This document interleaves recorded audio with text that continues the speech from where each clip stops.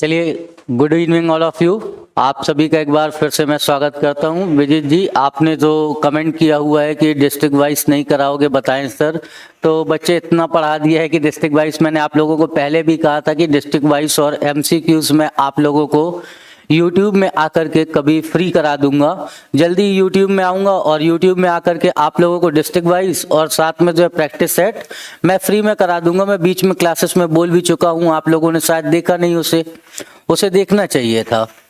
तो मैंने पिछली क्लासेस में बोल चुका हूं और आज से हम आप लोगों को मालूम है कल हमने मध्य प्रदेश का इतिहास समाप्त कर दिया था, हिस्ट्री ऑफ एमपी, और हिस्ट्री ऑफ एमपी से आगे बढ़ते हुए आज हम आ गए हैं कहां पर।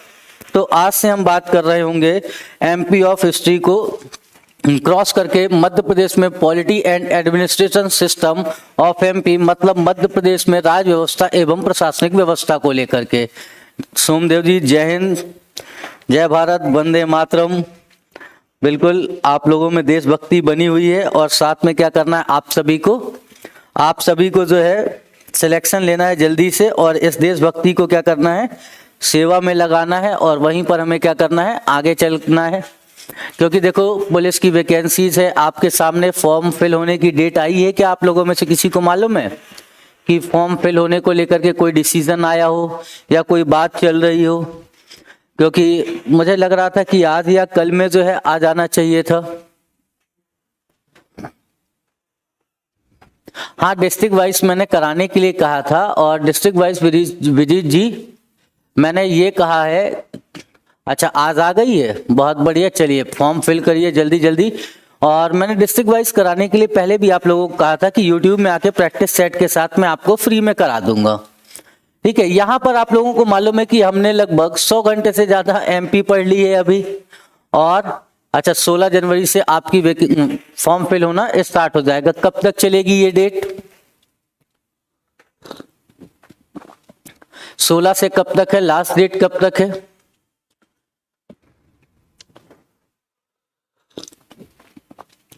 आशीर्वाद आकाश जी, 30 तारीख तक है। तो देखो आप लोगों को सिर्फ 15 दिन का टाइम दिया गया है। 15 दिन का टाइम दिया गया है, तो इस बात को आप मान के चलो कि जो आपको एग्जाम की डेट दी गई थी मार्च का मंथ, तो मार्च के मंथ में ही आपके पास क्या हो जाएगा, एग्जाम हो जाएगा। इस बात को याद रखिएगा। तो तैयारी को जो है बहुत ज्यादा अपन को क्या करना है, मजबूत करना है और मजबूत करके उसे आगे बढ़ाना है। तो तैयारी मजबूत रखिए, क्योंकि जल्दी जब एग्जाम आएगा तो आप लोग क्या करोगे, फिर हड़बड़ा जाते हो। ठीक है, हाँ, पेपर बहुत जल्दी नहीं है। देखो विजय जी, पेपर बहुत जल्दी नहीं है। ये बातें मैं आप लोगों को, आप लोग पेपर को लेकर के कहते हैं कि सर बहुत जल्दी है, जबकि आपको खुद मालूम है इस पेपर के विषय में मैं आपको 2 महीने पहले, ठीक है, 2 मंथ्स हो गए, मैं आप लोगों को ये बातें बता चुका था कि आपको जो है मार्च के महीने में पुलिस का पेपर देना है। और जब मार्च के महीने में आप सभी को जो पेपर देना है, ये बातें मैं 2 महीने पहले से कर रहा हूँ। 2 महीने पहले का मतलब है मैं आप लोगों को अक्टूबर में, जब आप लोगों ने मुझसे पूछा था तभी मैंने बता दिया था। तो अक्टूबर से समझिए नवंबर, दिसंबर और जनवरी आ गया, 3 महीने पहले बता चुका हूँ। और अच्छा, पुलिस भर्ती आ गई है सर, आज बर्थडे है सर। अच्छा, बहुत बहुत आपको जो है आकाश जी जन्मदिन की बहुत बहुत शुभकामनाएं। आप अपने जीवन में प्रगति करें और जल्दी से जल्दी जॉब हासिल करें और जॉब हासिल करके क्या करें, अपने माता पिता के सपनों को पूरा करें। मेरी बेस्ट विशेष है आपके साथ, बेल विशेष है आपके साथ। ईश्वर आपको सदा खुश रखे, आप सभी को खुश रखे। सिर्फ आकाश जी को क्यों, उनका जन्मदिन है उनके लिए, इसलिए स्पेशल बधाइयाँ थी। आप सभी को जो है बधाइयाँ है। और आप लोग क्या करो, अब तैयारी में देखो, बिल्कुल भी एक दिन का टाइम बर्बाद मत करो। बिना टाइम बर्बाद करे हुए क्लासेस को आगे बढ़ाओ। देखो, मैं कल आप लोग जब कह रहे थे सर पॉलिटिकल सिस्टम कराने के लिए मध्य प्रदेश का, तो मैंने बहुत कुछ सोचा, ठीक है, और उसको सोचने के बाद मैंने ये देखा कि आप लोग जो पॉलिटी के लिए कहते हैं वो इंडियन पॉलिटी का पार्ट हो जाता है मध्य प्रदेश की राज व्यवस्था। लेकिन मैंने ये सोचा कि ऐसा क्या है जिसे आप जो है मध्य प्रदेश की राज व्यवस्था को कहां पर नहीं पढ़ते हैं, पॉलिटी में नहीं पढ़ते। उन टॉपिक को मैं उठाऊं जो टॉपिक आपको कहीं पर नहीं मिलते हैं। जिन टॉपिक को लेकर के आप हमेशा परेशान रहते हो कि सर इन टॉपिक को कहाँ से कवर किया जाए, उन्हीं टॉपिक को लेकर के हम चलेंगे। और ऐसा मैंने इसलिए सोचा कि वही मैं आपको राज्यपाल बताऊं, वही विधानसभा के बारे में बताऊं, वही मुख्यमंत्री के बारे में बताऊं, तो ये बातें क्या हो जाएंगी, हमारी रिपीटिशन होगी और आप लोगों को लगेगा सर ये तो हमने पॉलिटी में भी पढ़ा हुआ है। तो इसलिए मैं उन बातों से बचने के लिए एक तरीका लेकर के आया और मैंने सोचा क्यों ना मैं आपको मध्य प्रदेश की राज्य व्यवस्था के विषय में मोटी मोटी बातें बता दूंगा, जैसे राज्यपाल का निर्वाचन किस में होता है, आर्टिकल में उसकी नियुक्ति कैसे होती है, उसको हटता कैसे है, मुख्यमंत्री का निर्वाचन किस आर्टिकल में है, और उसके बाद उसके आर्टिकल को हम देख करके क्या करेंगे, आर्टिकल देख करके आगे निकल जाएंगे। हाँ, मेन फोकस हम ये करेंगे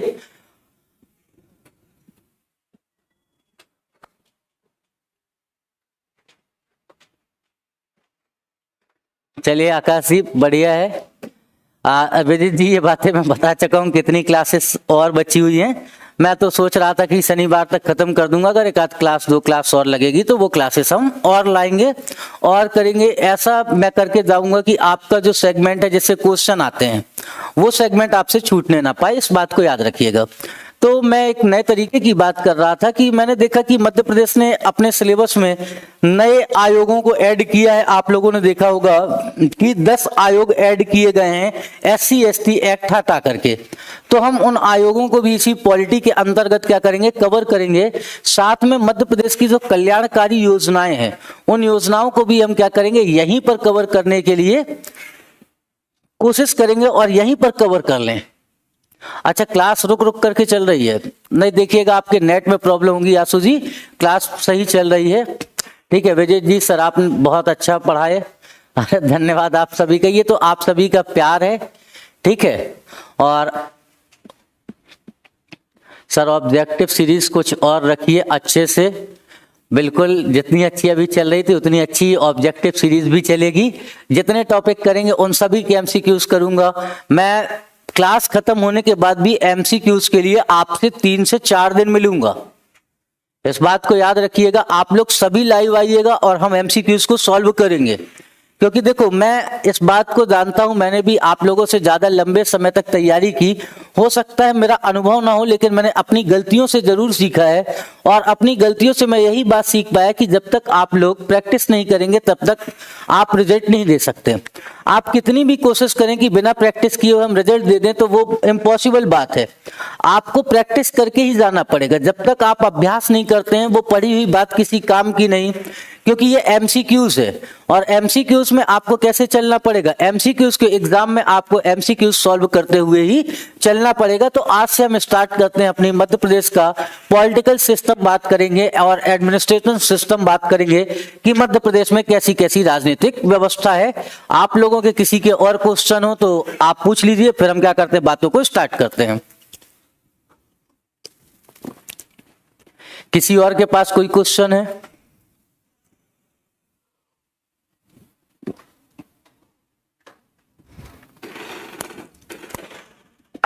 चलो, या कोई सजेशन हो तो आप लोग मैसेज करना। देखिए ये जो आप वर्तमान मध्य प्रदेश देख रहे हैं, ये वर्तमान मध्य प्रदेश इस स्वरूप में कब आया, तो ये वर्तमान मध्य प्रदेश आपको दिखाई देता है सन 2000 और 2000 में ये वर्तमान मध्य प्रदेश जो है इस स्वरूप में आया और हमको दिखाई देता है। जब हम मध्य प्रदेश के प्रशासनिक व्यवस्था की बात करते हैं, एडमिनिस्ट्रेशन की बात करते हैं, तो मध्य प्रदेश को कुल 10 संभागों में बांटा गया है और यहाँ पर संभाग से लेकर के आपके पास क्वेश्चन आते हैं। तो आइएगा हेडिंग डाल के देखते हैं कि हमको संभाग की बात करनी है, डिवीजन की बात करनी है, ठीक है। तो पहला है हमारे पास डिवीजन या संभाग। कौन कौन से संभाग आपको मध्य प्रदेश में देखने को मिलते हैं? अब जब हम डिवीजन में आकर के बात करते हैं तो सबसे शुरू में स्टार्टिंग करते हैं, ये हमारा CP एंड बरार का रीजन था और इसी CP एंड बरार के रीजन से चलते हैं। मैं यहाँ पर एक मैप में आउटलाइन ड्रॉ करूंगा और उस आउटलाइन के माध्यम से आपको बताने की कोशिश करूंगा कि आप जो है कैसे इसको कवर कर सकते हैं, इन संभागों को याद रख सकते हैं।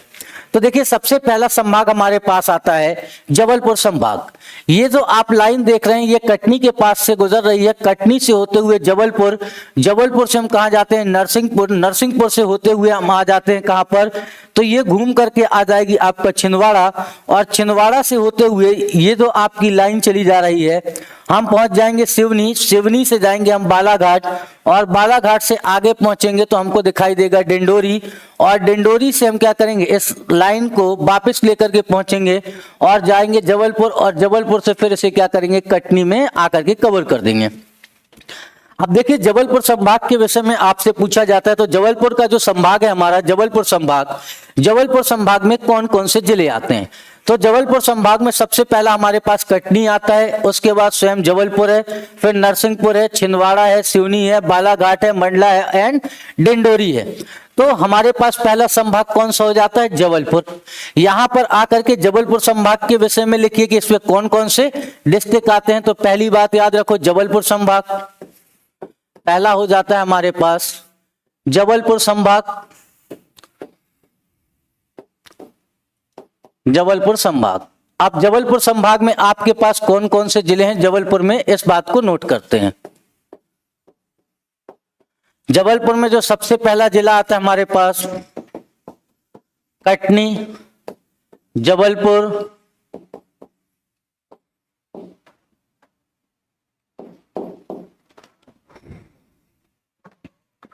या इतने बड़े लिखने से अच्छा देखो जेबीपी, फिर आ जाता है आपका मंडला,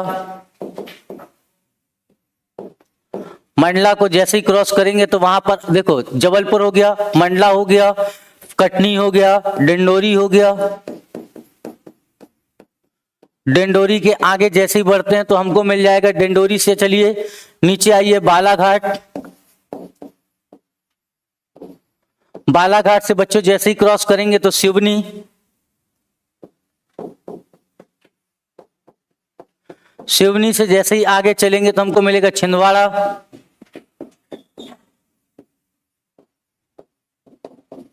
इस पर डबल एच है लेकिन मैंने सिंगल लिखा है तो याद रखिएगा छिंदवाड़ा, छिंदवाड़ा से जैसे ही आगे चलेंगे तो हमको मिलेगा नरसिंहपुर।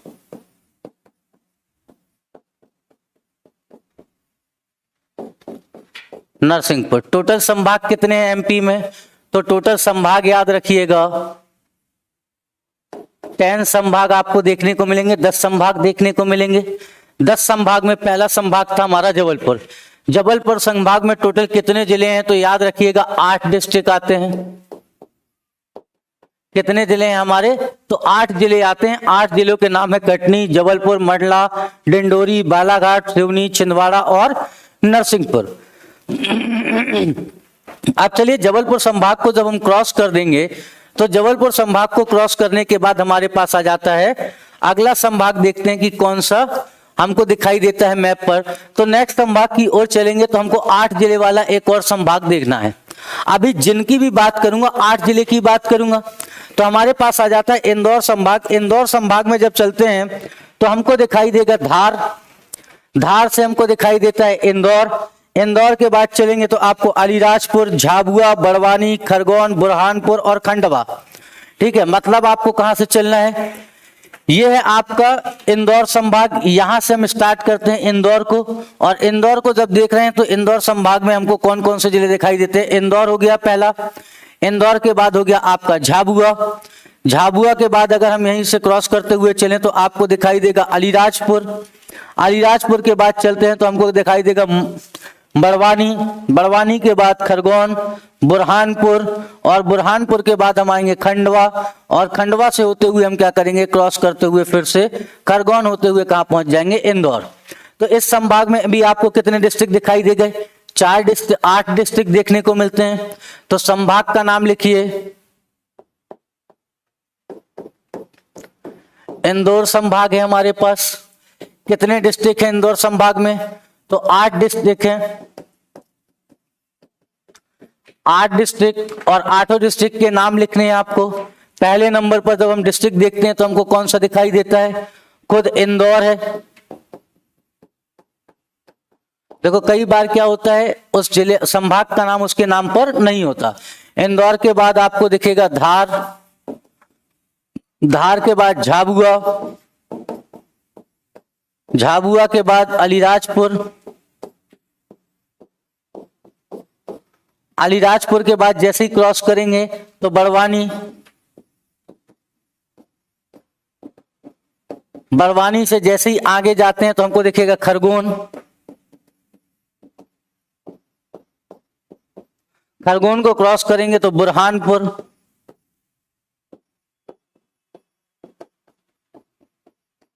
बुरहानपुर को जैसे ही क्रॉस कर जाते हैं तो खंडवा,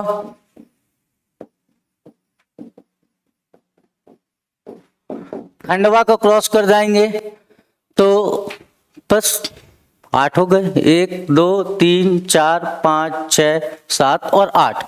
ये 8 डिस्ट्रिक्ट आपको किस में दिखाई देंगे? इंदौर संभाग में देखने को मिलते हैं। क्वेश्चन किया जाता है कि किन किन संभाग में आपको 8 जिले देखने को मिलते हैं। देखिए ये जो आप डिंडोरी देख रहे हैं, डिंडोरी को पहले किस में शामिल किया गया था?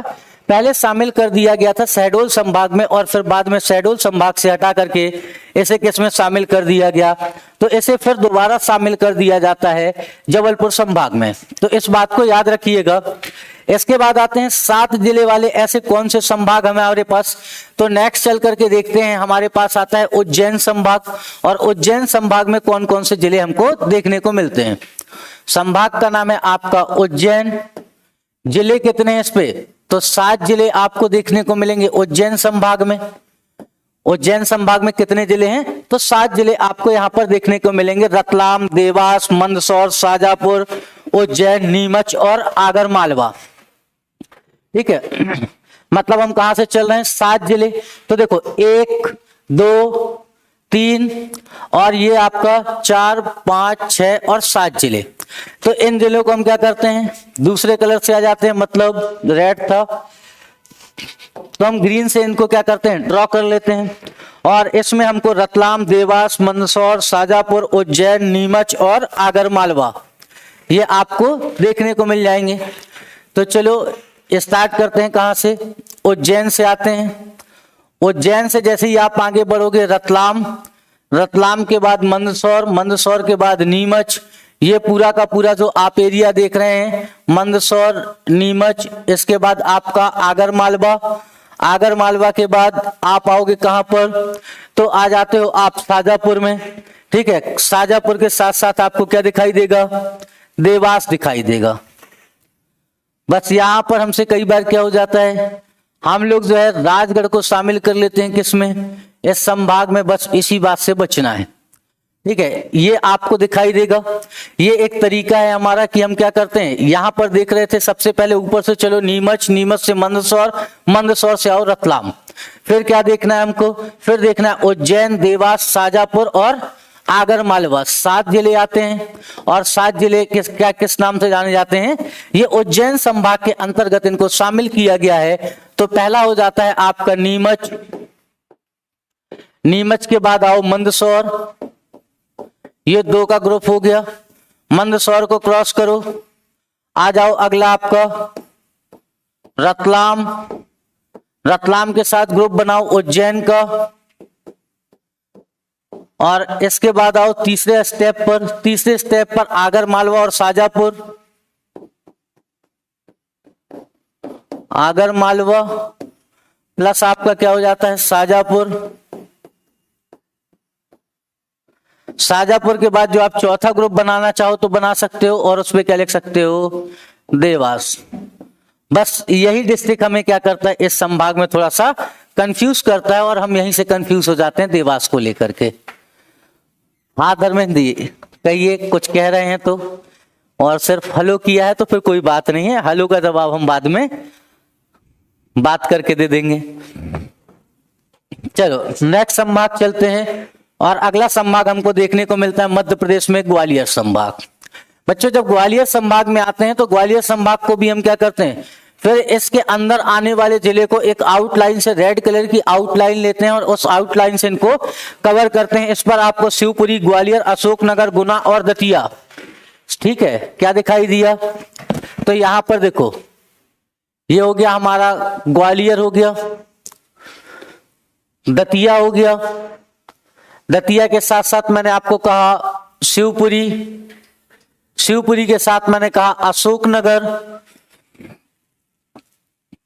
अशोकनगर के साथ मैंने आपको कहा गुना, 5 जिले बोले और ये हो जाते हैं आपके 5 डिस्ट्रिक्ट, ग्वालियर, दतिया, शिवपुरी, अशोकनगर और गुना। इसको याद रखिएगा, यहां पर क्या है, ग्वालियर, अशोकनगर, गुना, दतिया और शिवपुरी। ग्वालियर हो गया, ग्वालियर के बाद देखो दतिया है, दतिया के बाद शिवपुरी, शिवपुरी के बाद अशोकनगर और अशोकनगर के बाद आपका आ जाता है गुना और इसे कहा जाता है ग्वालियर संभाग।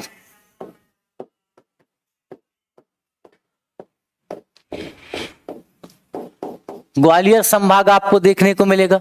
अब देखिए ग्वालियर संभाग में टोटल कितने डिस्ट्रिक्ट है। ग्वालियर संभाग में बच्चों को टोटल डिस्ट्रिक्ट जो देखने को मिलते हैं वो 5 डिस्ट्रिक्ट दिखाई देते हैं। अब इन 5 डिस्ट्रिक्ट के हमको नाम याद रखने हैं क्योंकि कई बार एग्जामिनर पूछ लेता है कि कौन सा ग्वालियर संभाग का जिला नहीं, और सबसे ज्यादा क्वेश्चन यहीं से आता है। तो सबसे पहला हो जाता है हमारा खुद ग्वालियर है। ग्वालियर के बाद आपको दतिया दिखाई देगा, दतिया से आगे चलते हैं तो हमको शिवपुरी मिलेगा, शिवपुरी से नीचे चलेंगे तो अशोकनगर, अशोकनगर से नीचे चलते हैं तो गुना। ये 5 डिस्ट्रिक्ट हमको किस में दिखाई देते हैं, ग्वालियर संभाग के अंतर्गत देखने को मिलते हैं। तो ये 5 जिलों वाला संभाग हो गया। इसके बाद देखते हैं हम कहां पर आकर के, इसके बाद यहीं पर आपको दिखाई देता है चंबल संभाग। आप लोगों ने नाम सुना हुआ है चंबल संभाग, लेकिन चंबल संभाग में कौन कौन से डिस्ट्रिक्ट आते हैं, क्योंकि चंबल कोई जिला नहीं है, चंबल जिला नहीं है तो आपके पास संभाग आ गया। अब चंबल संभाग में ऐसे कौन से डिस्ट्रिक्ट है जो आपको देखने को मिलते हैं, तो याद रखिएगा ये श्योपुर से लेकर के ये जो हम चंबल का रीजन देखते हैं, मतलब मुरैना, और मुरैना से लेकर के जो ये भिंड होता हुआ हमारा ये जो पूरा रीजन आपको दिखाई दे रहा है, इसको हम क्या कहते हैं, इसी को कहते हैं चंबल संभाग। चंबल संभाग का मुख्यालय पूछा जाता है आपसे कि चंबल संभाग का मुख्यालय कहां पर है, तो चंबल संभाग का मुख्यालय आपको मुरैना में देखने को मिलेगा। चंबल संभाग, चंबल संभाग में टोटल कितने डिस्ट्रिक्ट हैं, तो याद रखिएगा चंबल संभाग में टोटल 3 डिस्ट्रिक्ट हमको दिखाई देते हैं। 3 जिलों के साथ आपको चंबल संभाग देखने को मिलेगा। मतलब आपका श्योपुर पहला याद रखो,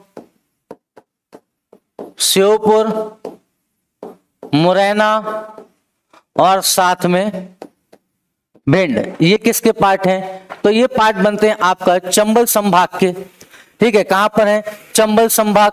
चंबल संभाग का मुख्यालय कहां पर है, तो ये बात जरूर याद रखिएगा कि जो हमारा चंबल संभाग है, चंबल संभाग का मुख्यालय मुरैना में है।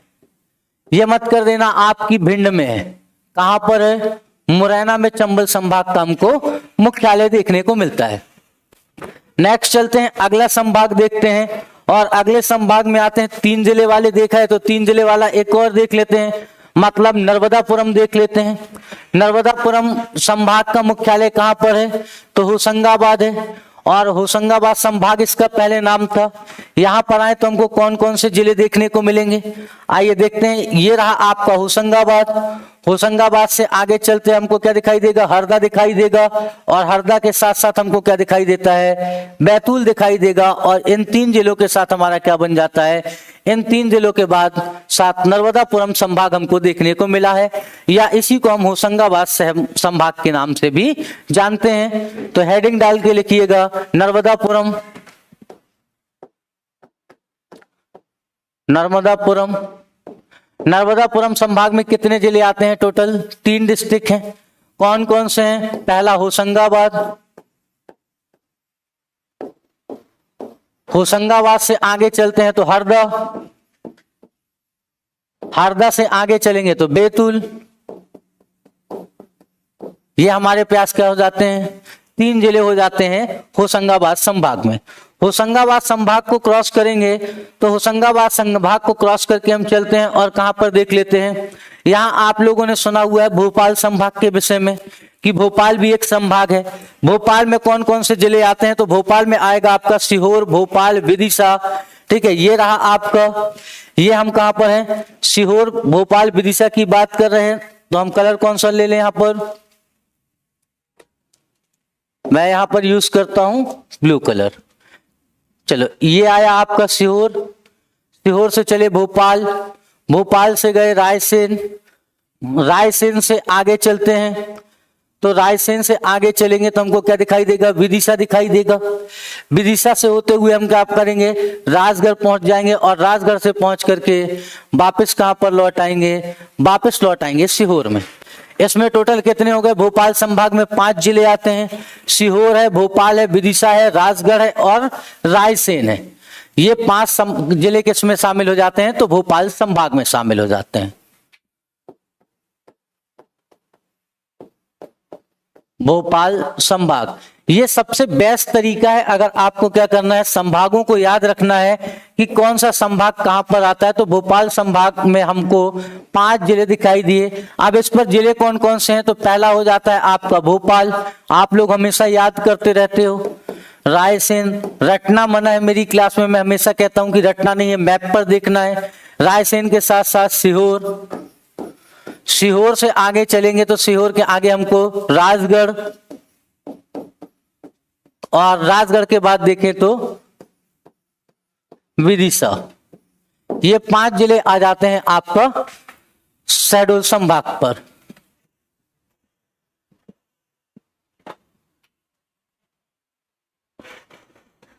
चलो धर्मेंद्र जी बिल्कुल आ जाओ बच्चों, धन्यवाद आपका। उन बातों को छोड़ो, यहां पर आओ और इस संभाग को देखो। ये हमारा संभाग था भोपाल। भोपाल संभाग में मैंने जो आपको 5 जिले बताए, इन 5 जिलों की अब आप लोकेशन समझ गए। लोकेशन कहां पर है, देखो यहां से चलना है, बॉर्डर छू रहा है राजगढ़। अगर आपसे कभी पूछ ले कि भोपाल संभाग का ऐसा कौन सा जिला है जो राजस्थान के बॉर्डर को टच करता है, तो आप बताना राजगढ़ है। राजगढ़ से कहां है, भोपाल, भोपाल से सीहोर, रायसेन और विदिशा। पास में याद रखना है हेडक्वार्टर कहां पर है, भोपाल है, मध्य प्रदेश की राजधानी भी है। तो यहां पर हमने इस संभाग को देखा। अब इसको जैसे ही क्रॉस करेंगे तो हम कहां पर आ जाते हैं, अगला संभाग देखते हैं। अगले संभाग के रूप में हमको कौन सा दिखाई देता है, सागर संभाग। ठीक है, अगला कौन सा देख लेते हैं, सागर संभाग। तो सागर में कौन सा, सागर, दमोह, छतरपुर, पन्ना, टीकमगढ़ और निवाड़ी। तो ये हमारा चालू हुआ कहां से, कौन सा कलर ले लूं मैं, चलो ग्रीन कलर से देखते हैं। आ जाओ बच्चों, ये रहा सागर। सागर को पूरा राउंड में लेके चलो।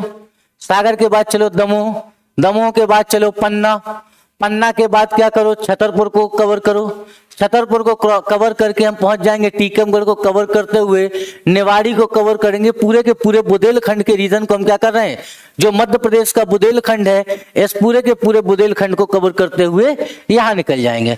अब आपको कितने जिले दिखाई दिए, तो सागर संभाग में हमको 6 जिले दिखाई देते हैं।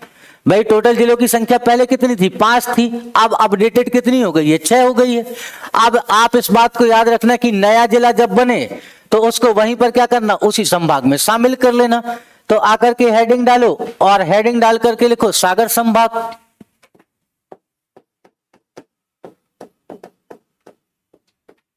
सागर संभाग आ जाते हैं। सागर संभाग में हमको कितने जिले दिखाई दिए, तो पहले 5 थे। बुक में मत जाना कि सर पहले तो 5 दिए हुए हैं, आपने 6 करा दिए। 5 दिए हुए हैं, आपने 6 करा दिए, ये परेशान मत होना। नया जिला आपको क्या दिखेगा, निवाड़ी दिखाई देगा। तो इस संभाग में हमको जिले, सबसे पहले तो सागर खुद है। सागर के बाद बच्चों अगर चलते हैं तो कहां पर पहुंच जाएंगे, दमोह जाएंगे। दमोह को क्रॉस किया, कहां पर चले गए, पन्ना चले गए।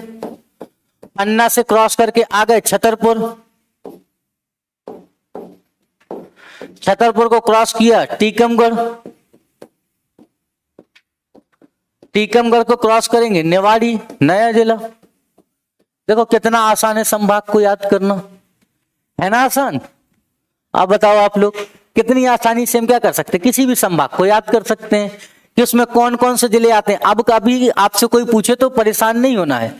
ऐसा इसलिए मैं बता रहा हूं क्योंकि देखो आपसे एग्जामिनर पूछता रहता है और आपको जिले की लोकेशन भी याद रहेगी। जब कभी पूछेगा कौन सा बॉर्डर, कौन सा जिला किस राज्य के साथ बॉर्डर टच करता है, तो ये हमारा हो जाता है सागर संभाग। अब आप लोगों के मन में क्वेश्चन उठ रहा होगा कि सर ये संभाग क्यों बनाए गए। तो बच्चों संभाग इसलिए बनाए गए कि जब जिले थे तब संभाग क्यों बनाए गए, ऐसा आप लोग कई बार पूछते भी हो, सोचते भी होगे। तो संभाग इसलिए बनाए गए क्योंकि इन जिलों के बीच एक ऐसी यूनिट हो जो क्या करे, इन्हें एकत्रित कर सके और एकत्र करके रख सके एडमिनिस्ट्रेटिव सुविधा के अनुसार। मतलब प्रशासनिक सुविधा को ध्यान में रख करके हमने क्या किया, ये हमने संभाग बना दिया और इन संभाग को कोऑर्डिनेट करने के लिए इनका एक मुख्यालय बना दिया गया जहां से इनके लिए नीतियां बनती है। अब देखो अगला संभाग जो हमारे पास निकल करके आता है उसे हम रेड कलर से कवर करते हैं। इस संभाग का नाम क्या है, इस संभाग को हम नाम दे देते हैं रीवा संभाग। अब रीवा संभाग में आपके कितने जिले आते हैं, तो रीवा, सीधी, सतना और सिंगरौली। तो ये देखो आपका रेड से हम देख रहे हैं, सतना आए, सतना से कहां चले, सीधी चले और सीधी से चल करके सिंगरौली और सिंगरौली से चलते हुए आगे बढ़े और आगे बढ़ते हुए कहां पहुंचे, रीवा, रीवा से फिर क्रॉस करके पहुंच गए सतना। तो अगला संभाग हो जाता है हमारा सतना संभाग, रीवा संभाग। रीवा संभाग में कितने जिले हैं, क्वेश्चन किया जाएगा, 4 जिले हैं। रीवा संभाग, रीवा संभाग में टोटल 4 डिस्ट्रिक्ट दिखाई देंगे। 4 डिस्ट्रिक्ट में अब देखो कौन कौन सा है। सबसे पहला तो रीवा खुद है, रीवा को क्रॉस करेंगे तो सतना है, सतना को जैसे ही क्रॉस करेंगे तो सीधी है, सीधी से कट करके जिला बना सिंगरौली है। ये आप 4 जिले हो गए।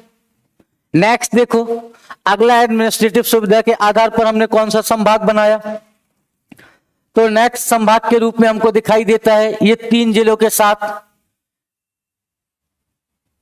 नवीनतम नक्शे पर आया हुआ संभाग, और इसे हम क्या कहते हैं, शहडोल संभाग कहते हैं।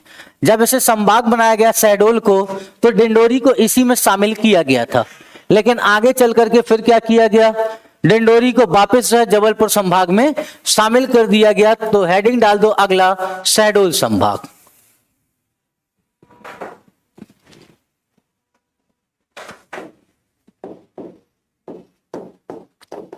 शहडोल संभाग में जिलों की संख्या 3 है।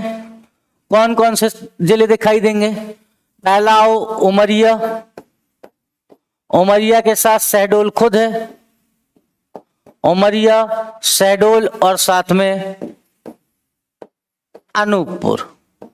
ये हो गए आपके संभाग। आप जल्दी कमेंट करके बताओ कभी संभाग भूलेंगे, जल्दी से आओ कमेंट बॉक्स पे बताओ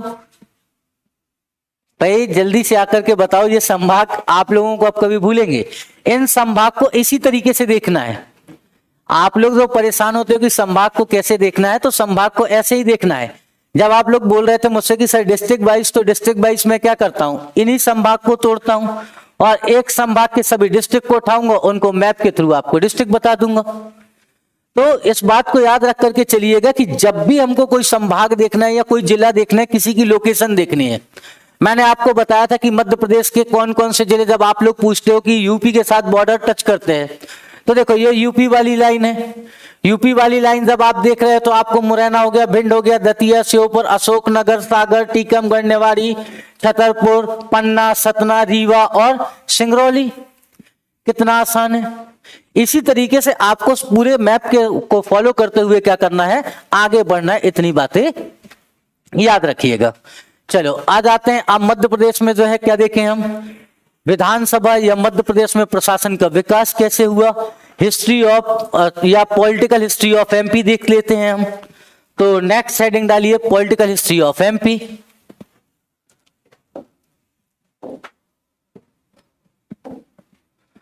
या मध्य प्रदेश की राज्य व्यवस्था का विकास कैसे हुआ, पॉलिटी का विकास कैसे हुआ, एडमिनिस्ट्रेशन का विकास कैसे हुआ।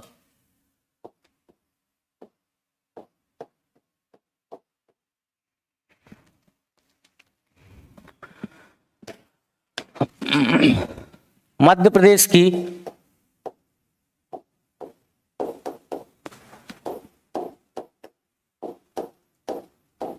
राज व्यवस्था टॉपिक पे ही अब हम क्या करते हैं, आगे चलते हैं। ये जो हमने संभाग देखे, पॉलिटी ऑफ मध्य प्रदेश। मध्य प्रदेश में अगर हम विधानसभा को लेकर के बात करें या लेजिस्लेटिव को लेकर के बात करें तो इसकी जो शुरुआत होती है, इसकी शुरुआत होती है ब्रिटिश टाइम पर। मध्य प्रदेश में ब्रिटिश टाइम पर शुरुआत होती है। आप लोगों को याद है 1857 में रिवॉल्ट हुआ। जब 1857 में रिवॉल्ट हो गया और 1857 का रिवॉल्ट हुआ, उसके बाद अंग्रेजों ने क्या किया, अंग्रेजों ने जो है सर सैयद अहमद खां से सलाह मांगी और कहा कि आप मुझे ये बताएं कि हम आने वाले समय में विद्रोहों को कैसे रोक सकते हैं। तो सर सैयद अहमद खां ने कहा कि आप क्या करें, आप जो है भारतीयों को प्रशासन में हक दे दें और भारतीयों को प्रशासन में ऐड कर लें। इससे जो आने वाले विद्रोह हैं उसके विषय में आपको पहले से ही जानकारी मिल जाएगी और जब आपको उस विषय में जानकारी प्राप्त हो जाएगी तो आप उस विद्रोह को जो है शुरू होने से पहले ही समाप्त कर सकते हैं। और इसी क्रम में लाया गया 1861 का एक्ट, और 1861 के एक्ट से ही भारत में किसकी राजनीतिक व्यवस्था की शुरुआत होती है और इसके माध्यम से जो गवर्नर जनरल की कार्यकारिणी परिषद थी उसमें भारतीयों को प्रतिनिधित्व देना स्टार्ट किया गया 1861 में। ये वही टाइम है जिस टाइम पर मध्य प्रदेश का जो रीजन आप देखते हैं जहां पर हमने क्या स्टैब्लिश किया था, सेंट्रल प्रोविंस स्टैब्लिश की थी उस रीजन पे। और उसका रीजन भी क्या था, उसका कारण भी यही था क्योंकि हमको भारतीयों को क्या देना था, प्रशासन में प्रतिनिधित्व देना था और इसीलिए हमने क्या किया, भारतीयों को प्रशासन में प्रतिनिधित्व दे दिया। आगे चल करके जो हमारा सेंट्रल प्रोविंस है या जैसे सेंट्रल प्रोविंस एंड बरार के नाम से आप जानते हो, वहां पर विधानसभा के अगर विकास की बात करें तो 8 नवंबर 1913 को 1913 को यहां पर क्या किया गया, सेंट्रल प्रोविंस लेजिस्लेटिव का निर्माण किया गया।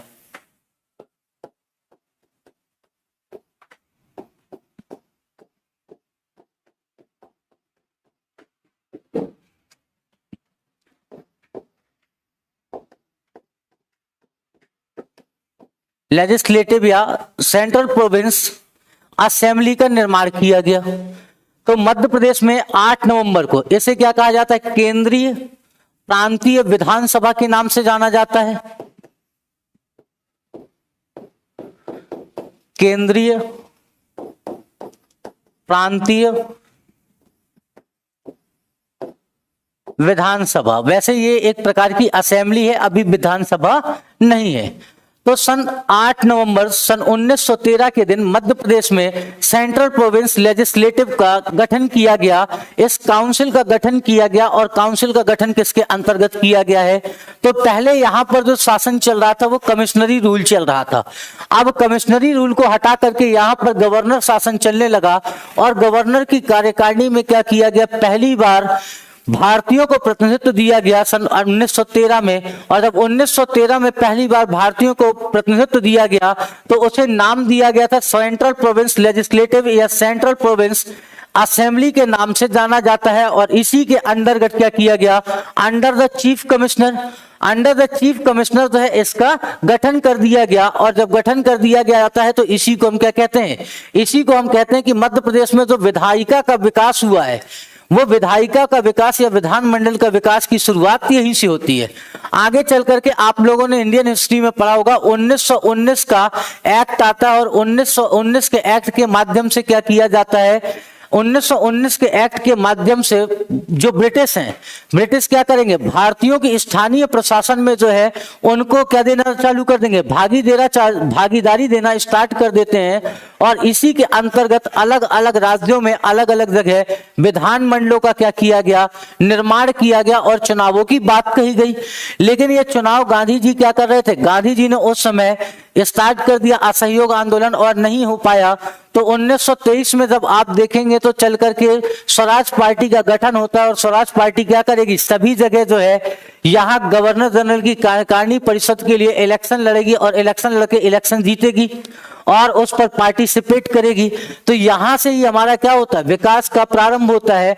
और आगे चल करके एक्ट आता है 1935 का government of India act, government of India act और भारत शासन अधिनियम आता है। और इसी भारत शासन अधिनियम के माध्यम से भारत के हर एक राज्य में क्या किया जाता है, भारत के हर एक राज्य में जो है विधानसभा के गठन की बात कही जाती है और कहा जाता है कि जो ये विधानसभा का गठन होगा इसका इलेक्शन किया जाएगा। कहां पर? 1937 में इसके इलेक्शन किए जाएंगे और इस इलेक्शन में पहले पार्टिसिपेट होने के लिए या पार्टिसिपेट करने के लिए भारतीय राष्ट्रीय कांग्रेस शामिल हो जाती है और इसी क्रम में गवर्नमेंट ऑफ इंडिया एक्ट के तहत ही आगे चल करके क्या किया जाएगा, पूरे भारत में विधानसभाओं का जो है चुनाव आयोजित किया जाएगा। इलेक्टेड सेंट्रल प्रोविंस लेजिस्लेटिव का निर्माण होगा। पहली बार जो है यहीं से इलेक्टेड हमको दिखाई देगी।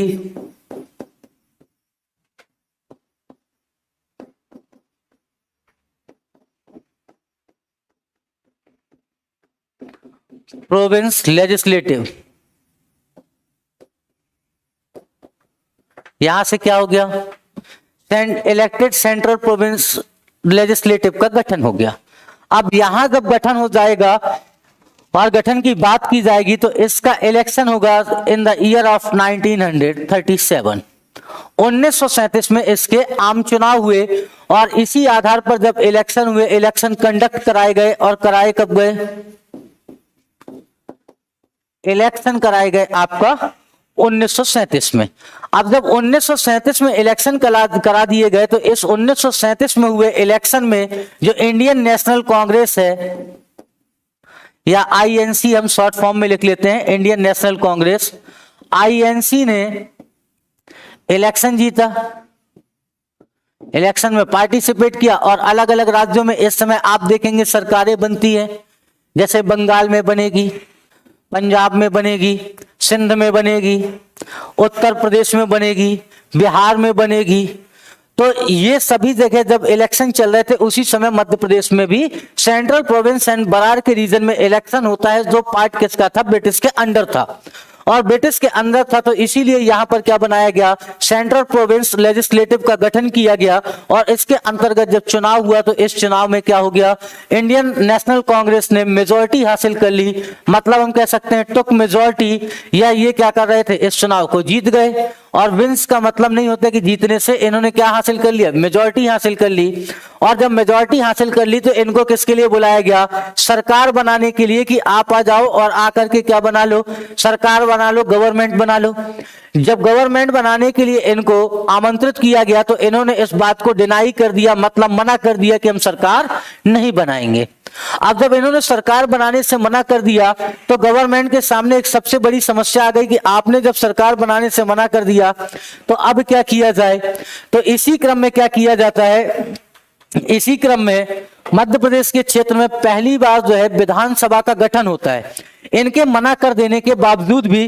और जब ये मना कर देते हैं तो इनके मना करने के बाद जो है ई राघवेंद्र क्या करेंगे, वो मेजॉरिटी में नहीं है, माइनॉरिटी में है। माइनॉरिटी में होते हुए भी ई राघवेंद्र आएंगे और ई राघवेंद्र के अंतर्गत जो है क्या बनाई जाएगी,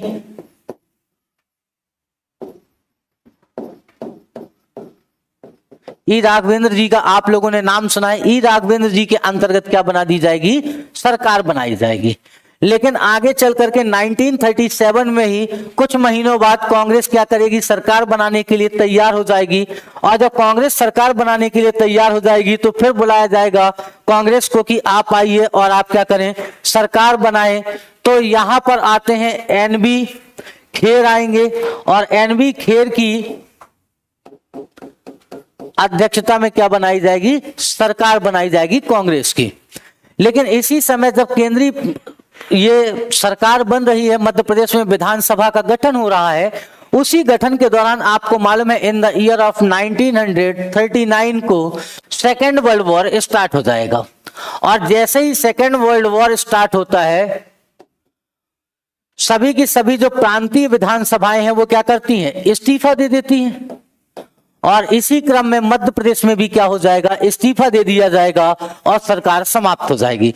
तो जो एक कहानी चल रही थी वो कहानी स्टार्ट हुई थी 8 नवंबर 1913 को। 8 नवंबर 1913 को जो कहानी स्टार्ट हुई उसके माध्यम से क्या किया गया, central province and province legislative का गठन किया गया, केंद्रीय प्रांतीय विधानसभा का गठन किया गया। लेकिन ये केंद्रीय प्रांतीय विधानसभा क्या थी, इसे सीमित आधार पर अधिकार थे, मतलब आपके पास राजस्व नहीं होगा। यहां पर भी जो 1935 में गवर्नमेंट बन रही है, इनके पास राजस्व का अधिकार नहीं है, सैन्य अधिकार नहीं है, इनके पास सिर्फ या इनके पास पुलिस प्रशासन नहीं है, इनके पास जो है ब्रिटिशर्स ने रखा कि जो जन कल्याणकारी कार्य हैं। जन कल्याणकारी कार्य का मतलब हो गया जैसे रोड का निर्माण हो गया, पानी की व्यवस्था हो गई, बिजली की व्यवस्था हो गई, शिक्षा हो गई, ये सारे काम तो इनके पास रख दिया। लेकिन इनको क्या नहीं दिया, पैसे वाला कोई डिपार्टमेंट नहीं दिया। और जब पैसे वाला कोई डिपार्टमेंट नहीं देंगे तो ये क्या काम कर पाएंगे, ये काम नहीं कर पाएंगे।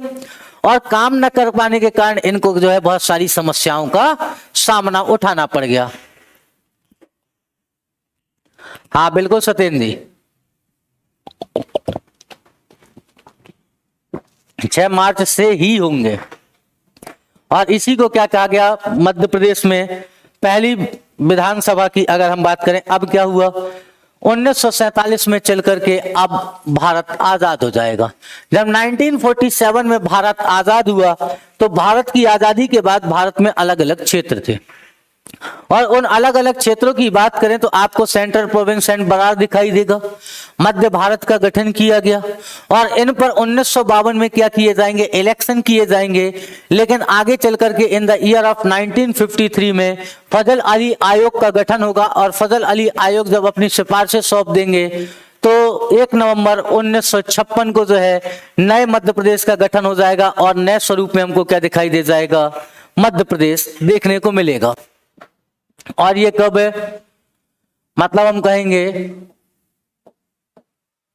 1 नवंबर 1956।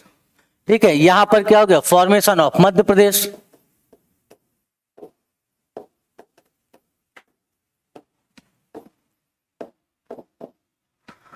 मध्य प्रदेश का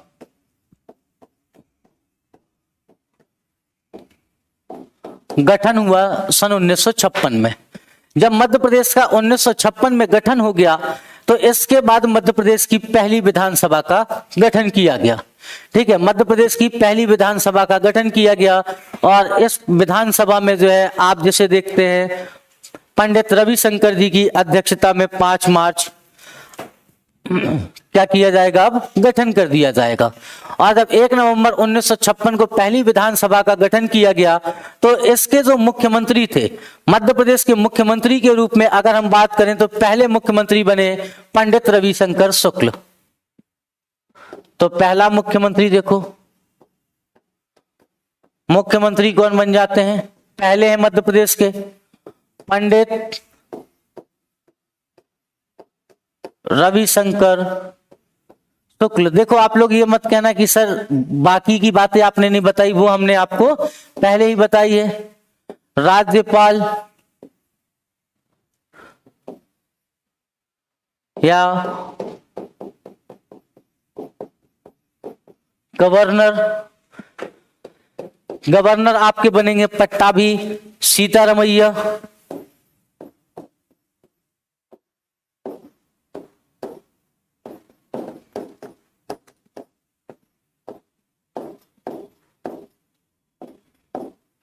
पट्टाभी सीतारमैया क्या बन जाते हैं, गवर्नर बनते हैं। पहले विधानसभा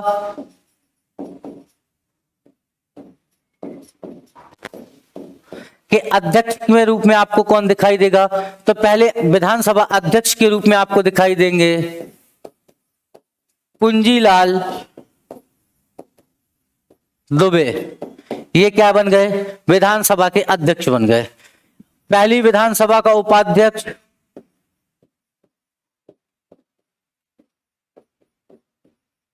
उपाध्यक्ष कौन बना, मतलब वाइस प्रेसिडेंट कौन बनता है, तो ये बनेंगे विष्णु विनायक सरवटे।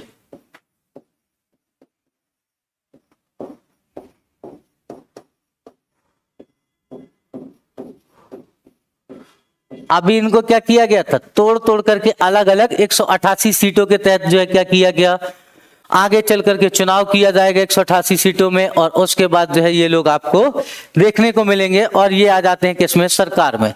तो पंडित रविशंकर शुक्ल का जो कार्यकाल था 1 नवंबर 1956 से लेकर के 31 दिसंबर 1956 तक, ये टोटल जो है 61 डेज, सिर्फ और सिर्फ 61 दिन तक क्या रहेंगे, मुख्यमंत्री रहेंगे। और इसके बाद ये क्या करते हैं, इसके बाद ये जो है इस्तीफा दे देंगे, या इनके बाद जो है नेक्स्ट सीएम बनेंगे। लेकिन ये जो विधानसभा है, ये विधानसभा जो है मध्य प्रदेश की पहली ज्यादा दिन तक नहीं चलेगी, और जब ज्यादा दिन तक नहीं चलेगी तो क्या करेंगे, ये विधानसभा जो है आगे चल करके इस्तीफा दे देती है 5 मार्च 1957 को। 5 मार्च 1957 को मध्य प्रदेश की पहली विधानसभा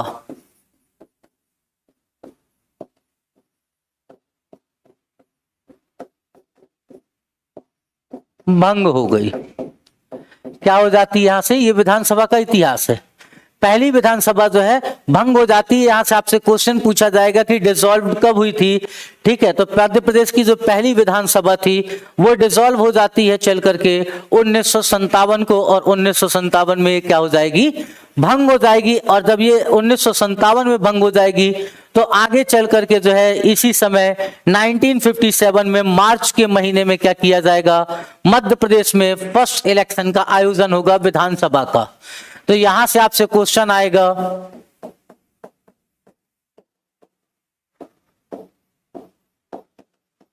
विधानसभा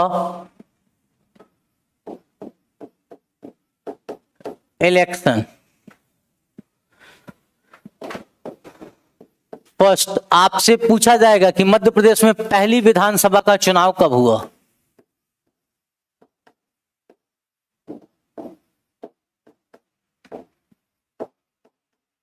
पहली विधानसभा का गठन तो 1 नवंबर 1956 को हो गया, लेकिन पहली विधानसभा का चुनाव कब हुआ। तो ये जो पहला विधानसभा चुनाव होता है, इलेक्शन होता है, पहली विधानसभा का गठन तो हो चुका था 56 में, लेकिन वो कैसी थी, निर्वाचित नहीं थी, बल्कि क्या था, जो अलग अलग प्रांतों की सरकारें थी उन सरकारों को मिलाकर के पंडित रविशंकर शुक्ला को जो है क्या बना दिया जाता है, सीएम बना दिया जाता है, और इन्हें फिर आगे चल करके इस्तीफा देना पड़ता है। और तब क्या होंगे, न्यू इलेक्शन होंगे। और न्यू इलेक्शन किसके लिए हो रहे हैं, तो न्यू इलेक्शन हो रहे हैं विधानसभा के लिए। और मध्य प्रदेश में जो पहला विधानसभा इलेक्शन आयोजित किया गया, ये हेल्ड किया गया 1957 में। 1957 मार्च के महीने में आयोजित किया जाएगा। कब आयोजित किया गया है, मार्च महीने में आयोजित किया जाएगा पहला चुनाव। तो इस बात को याद रखना, मध्य प्रदेश में पहला चुनाव कब हुआ आपसे पूछा जाएगा, तो आप लोग आंसर दीजिएगा कि मध्य प्रदेश का जो पहला चुनाव हुआ था वो मार्च 1957 में हुआ। विधानसभा का पहला चुनाव मध्य प्रदेश में कब हुआ, 1957 हुआ। अब इतनी बात जब आपको मालूम चल गई कि 1957 में मध्य प्रदेश का चुनाव हुआ, तो इसके बाद जब मध्य प्रदेश के चुनाव में का जब आयोजन हो जाता है तो इसके बाद गठित क्या होगी, सेकंड विधानसभा होगी। ये किसके लिए चुनाव हो रहा है, तो ये चुनाव हो रहा है आपका सेकंड विधानसभा के लिए।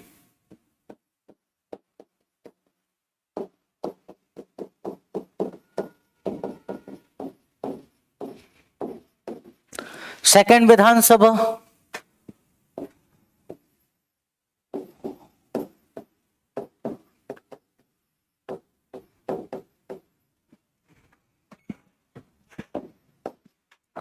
On 1st of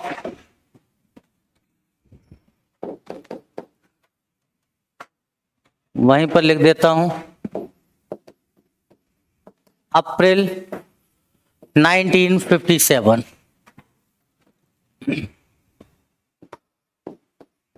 Madhya Pradesh में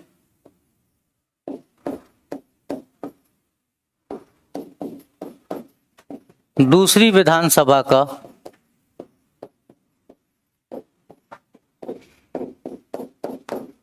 गठन 1 अप्रैल 1957 को हुआ और ये जो नवनिर्मित विधानसभा है, इस नवनिर्मित विधानसभा के पहले जो है सीएम बनेंगे या निर्वाचित सीएम के रूप में अगर हम बात करें तो आकर के आएंगे आपके पंडित कुंजीलाल दुबे जी। और इसका गठन कब होता है? इसमें 200 टोटल 88 सदस्य जो है इलेक्शन लड़ रहे थे और वो क्या करेंगे, इलेक्शन में पार्टिसिपेट करेंगे और 288 सदस्यीय मध्य प्रदेश की विधानसभा का गठन होता है, जो दूसरी विधानसभा के रूप में जानी जाती है। तो इस बात को याद रखिएगा। हाँ, यहाँ पर एक क्वेश्चन आपसे और किया जा सकता है कि राज्यपाल जब पट्टाभी सीतारमैया बने थे तो राज्यपाल पट्टाभी सीतारमैया को इनके पद की शपथ किसने दिलाई थी? तो उस समय पहले न्यायाधीश आपको देखने को मिलेंगे मध्य प्रदेश हाई कोर्ट के एम हिदायत उल्लाह,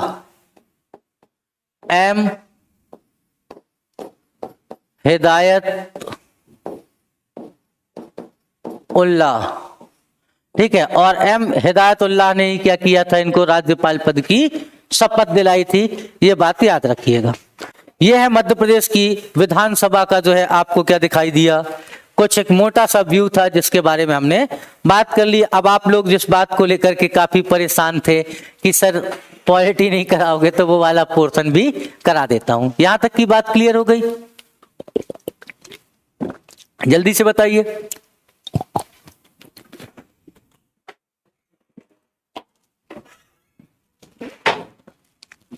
तो आकर के बात करते हैं इंडियन कॉन्स्टिट्यूशन की।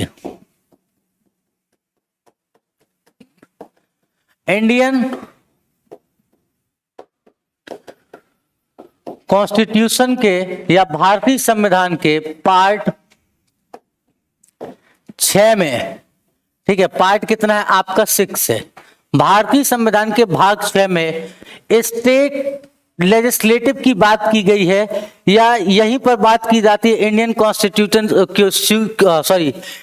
कॉन्स्टिट्यूशन के पार्ट 6 में यहीं पर बताया गया है स्टेट लेजिस्लेटिव को लेकर के। और बताया गया कि राज्यों में जो सरकारें होंगी या राज्य की जो सरकारें होंगी वे कैसे चलेगी, क्योंकि हम कैसे हैं, हम यूनियन है, भारत क्या है, राज्यों का संघ है, और राज्यों का संघ है तो यहाँ पर बताया गया राज्यों के विषय में जो उपबंध किया गया है वो भारतीय संविधान के भाग 6 में किया गया है। और भाग 6 उपबंध करता है राज्य सरकारों को लेकर के। इसके संबंध में भारतीय संविधान के आर्टिकल अनुच्छेद 152 से लेकर के 152 से लेकर के 237 जो आर्टिकल दिए गए हैं भारतीय संविधान के, वो किसके विषय में बात करते हैं? तो इंडियन कॉन्स्टिट्यूशन का पार्ट 6 आर्टिकल 152 से लेकर के 237 बात करता है राज्य में सरकार को लेकर के, मतलब स्टेट गवर्नमेंट को लेकर के बात करता है, स्टेट एडमिनिस्ट्रेशन को लेकर के बात करता है। स्टेट एडमिनिस्ट्रेशन को भी हम यूनियन एडमिनिस्ट्रेशन की तरह 3 पार्ट में डिवाइड कर सकते हैं। 3 पार्ट में किस तरीके से डिवाइड कर सकते हैं? तो एक को कहा जाता है एग्जीक्यूटिव, द यूनियन एग्जीक्यूटिव, जैसे ही आपने सुना होगा इसे कहा जाएगा स्टेट एग्जीक्यूटिव के नाम से जाना जाता है। स्टेट एग्जीक्यूटिव, या इसी को कहा जाता है राज्य की कार्यपालिका, राज्य कार्यपालिका। दूसरे को नाम दिया जाता है राज्य की लेजिस्लेटिव या स्टेट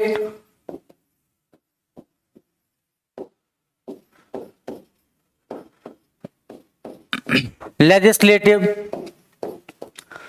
राज्य विधायिका। तीसरे को नाम दिया गया है स्टेट जुडिशरी, या इसको जुडिशरी ही कहा जाता है, क्योंकि आप याद रखिएगा यहां पर हाई कोर्ट की बात होगी, ठीक है।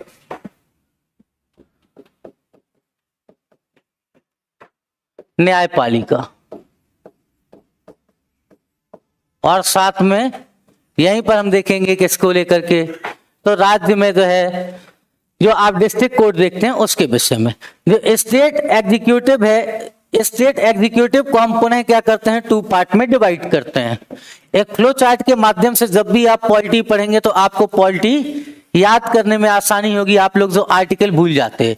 इसे 2 पार्ट में डिवाइड करते हैं। पहले पार्ट को कहते हैं गवर्नर, पहला क्या हो जाता है हमारा गवर्नर है, राज्यपाल।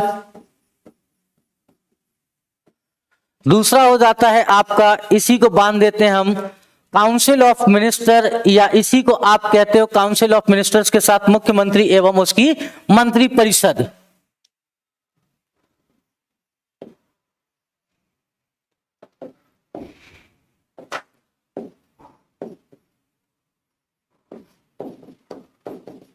मुख्यमंत्री एवं उसकी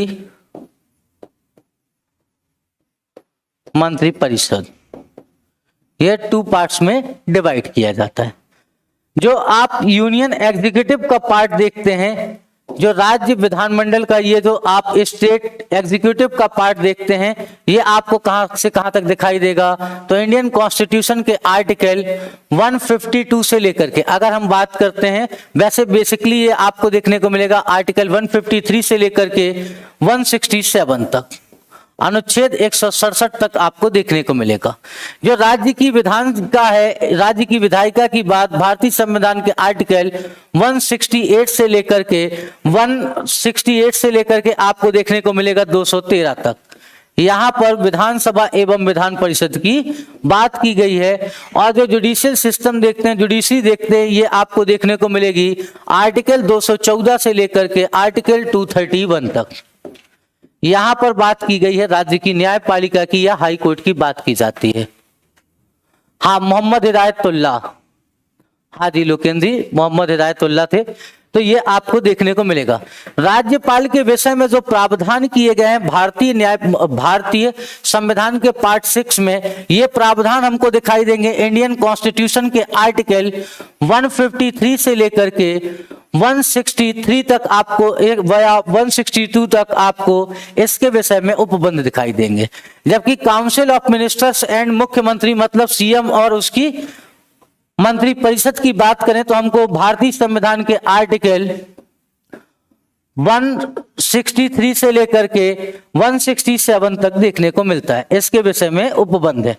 अब आप लोग कभी ये मत भूलना, जब आपसे क्वेश्चन किया जाए कि गवर्नर के विषय में उपबंध कहां तक है, तो यहां पर ये इसकी शक्तियों की बात नहीं हो रही, किसको कौन कौन सी शक्तियां दी गई हैं, बल्कि यहां पर हम क्या देख रहे हैं, हम ये देख रहे हैं कि गवर्नर को कौन कौन से आर्टिकल के अंतर्गत रखा गया है, इसका निर्वाचन कैसे होगा, ये सारी बातें इस पर देखने को मिलती है। तो राज्य की विधानमंडल को हम मुख्यतः 3 भागों में बांट करके देखते हैं, जो भारतीय संविधान हमें क्या करता है, अलग करके देखता है। इतनी बात क्लियर हो गई तो हम क्या करेंगे, थोड़ी थोड़ी बात मैंने कहा था कि थोड़ा सा व्यू दूंगा, ज्यादा बात नहीं करूंगा। आप लोग पॉलिटी में वैसे भी पढ़ते हो, नहीं तो मैं अगर पॉलिटी में खो गया तो मैं खोता चला जाऊंगा। तो आ जाओ, सबसे पहले बात करते हैं गवर्नर को लेकर के। गवर्नर या सॉरी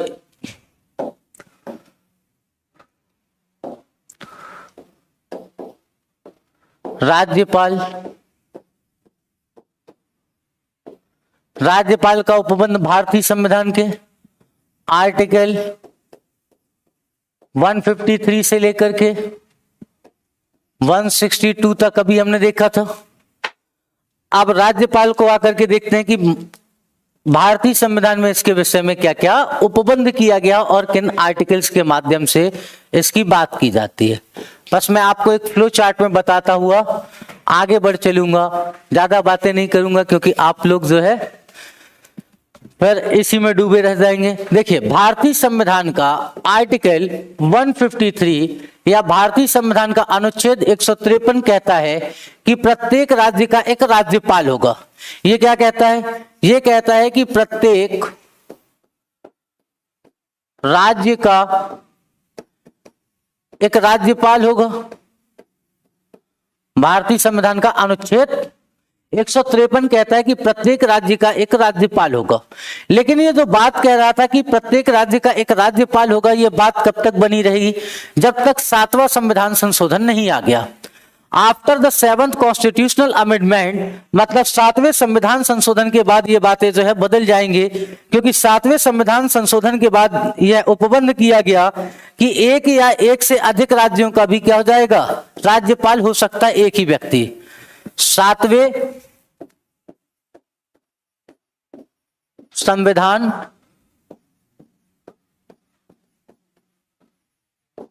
संशोधन तक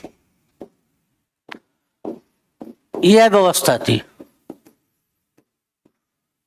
इस बात को याद रखिएगा और इस बात को क्या करना है, स्टार लगा लेना कि 7th कॉन्स्टिट्यूशनल अमेंडमेंट तक क्या हो सकता था, एक व्यक्ति सिर्फ एक ही राज्य का राज्यपाल हो सकता था। लेकिन 7वें संविधान संशोधन के माध्यम से यह व्यवस्था कर दी गई कि एक से अधिक राज्यों का भी एक ही व्यक्ति राज्यपाल हो सकता है। और यह व्यवस्था किसने की, तो यह व्यवस्था करता है आर्टिकल 153। और आर्टिकल 153 ने बता दिया कि एक से या एक से अधिक राज्यों का राज्यपाल हो सकता है और एक से अधिक राज्यों का राज्यपाल एक व्यक्ति को बनाया जा सकता है। और ये बात कौन कहता है, तो ये बात कहता है भारतीय संविधान का आर्टिकल 153। और यहीं से आगे चलते हैं तो इंडियन आर्टिकल के अनुच्छेद 154 में लिखा गया है, और 154 भारतीय संविधान का आर्टिकल 154 राज्यपाल के विषय में व्यवस्था करते हुए कहता है कि ये राज्य की कार्यपालिका का प्रधान होगा। ठीक है, क्या कहता है, हेड ऑफ स्टेट गवर्नमेंट। ये क्या हो जाएगा, ये हो जाएगा आपका हेड ऑफ स्टेट गवर्नमेंट। ये राज्य सरकार का प्रमुख होगा।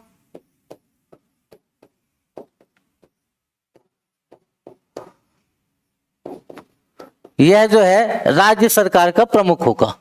भारतीय संविधान का आर्टिकल 154 कहता है, भारतीय संविधान का आर्टिकल 155 संविधान 155 उपबंध करता है राज्यपाल की नियुक्ति के लिए, और कहता है कि जो राज्यपाल होगा, राज्यपाल की नियुक्ति कौन करेगा, राज्यपाल की नियुक्ति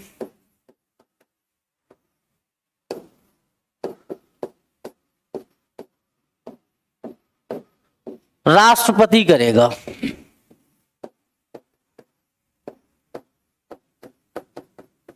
राष्ट्रपति करेगा, और राष्ट्रपति द्वारा ही क्या किया जाएगा, राज्यपाल नियुक्त किया जाएगा। आर्टिकल 156 कहता है कि जो राज्यपाल होगा भारतीय संविधान का, आर्टिकल 156 कहता है कि राज्यपाल का कार्यकाल कितना होगा। तो राज्यपाल का जो कार्यकाल होगा, राज्यपाल का कार्यकाल 5 वर्ष होगा।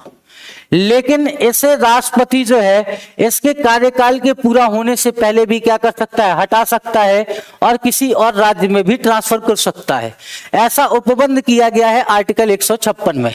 ऐसा इसलिए है क्योंकि राज्यपाल को एक सेंट्रल गवर्नमेंट के एजेंट के तौर पर ही क्या किया जाता है, राज्यों में नियुक्ति दी जाती है, और इसी के तहत इस पर यह व्यवस्था की गई कि इसे कभी भी क्या किया जा सकता है, राष्ट्रपति द्वारा हटाया जा सकता है। क्योंकि ये अपने पद पर तभी तक बना रह सकता है जब तक राष्ट्रपति का प्रसाद इसको मिला हुआ है। भारतीय संविधान की भाषा कहती है कि राज्यपाल अपने पद पर तभी तक बना रहेगा जब तक उसे राष्ट्रपति का प्रसाद मिला हुआ है, मतलब प्रसाद पर्यंत तक अपने पद को धारण करेगा। यहां प्रसाद का सीधा सा मतलब समझिएगा कि प्रसाद किसका है, प्रधानमंत्री का है। राष्ट्रपति का प्रसाद नहीं है, प्रसाद किसका है, प्रधानमंत्री का है। प्रधानमंत्री का मन है तो क्या करेगी, प्रधानमंत्री चाहेंगे तो आप राज्यपाल रहोगे। जिस दिन प्रधानमंत्री का मन हुआ बोलेंगे हटाओ इसको, किसी और को लगा दो। तो प्रसाद का मतलब समझिए, प्लेजर का मतलब क्या है, इसका जो कार्यालय है, इसका कार्यालय सिर्फ जो है प्रधानमंत्री के प्लेजर पर ही चलता है। अगर आप प्रधानमंत्री से अच्छी बना करके रखते हो तो आप राज्यपाल हो, नहीं तो अगले दिन क्या करेगा, प्रेसिडेंट कहेगा भाई आप ठीक आदमी नहीं हो, आप घर जाओ। और इसके लिए कोई कारण भी नहीं बताना है प्रेसिडेंट को इसको, और ना ही ये प्रेसिडेंट के किसी डिसीजन को किसी कोर्ट में भारत की क्या कर सकता है, चैलेंज कर सकता है। ऐसा प्रावधान किया गया, और ऐसा इसलिए किया गया क्योंकि हम क्या थे, जब शुरू में आजाद हो रहे थे तो अलग अलग राज्यों का जब हमने गठन किया तो हमारे पास यही समस्या थी कि भारत को एक सूत्र में बांधे रखना है। और भारत को एक सूत्र में बांधे रखने के लिए सबसे जरूरी यही था कि एक ऐसा पद निर्मित किया जाए जो क्या करे, केंद्र के एजेंट के रूप में काम करे। इसके बाद आता है भारतीय संविधान का आर्टिकल 157, और इंडियन कॉन्स्टिट्यूशन का आर्टिकल 157 कहता है राज्यपाल की योग्यता के विषय में। कि राज्यपाल की योग्यता क्या होगी। तो सबसे पहली बात समझिए, राज्यपाल की योग्यता क्या होनी चाहिए? भारत का नागरिक होना चाहिए, बस।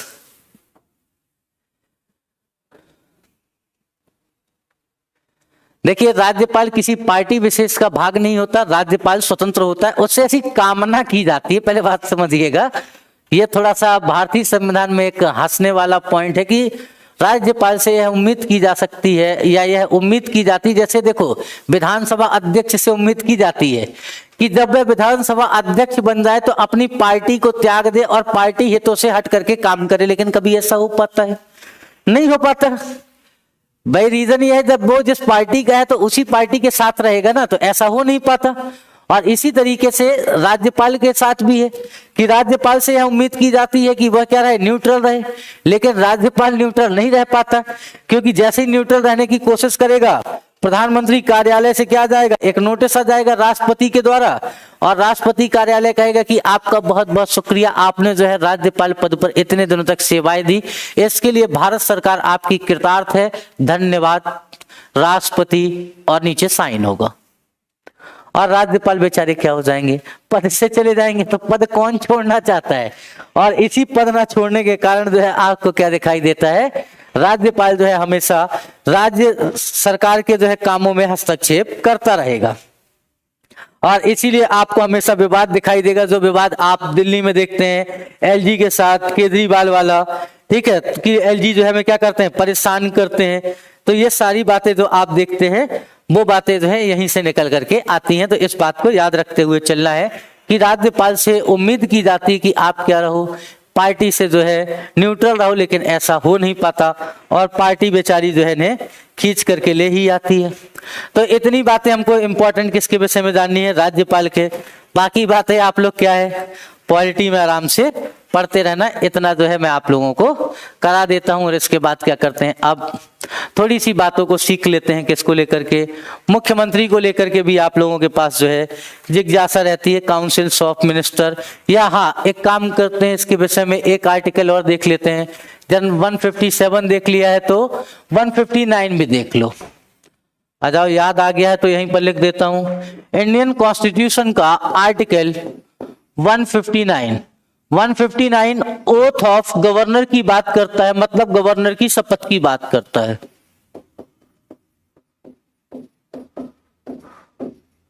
गवर्नर की शपथ की बात करता है, ओथ की बात करता है कि इसकी शपथ कौन दिलाएगा।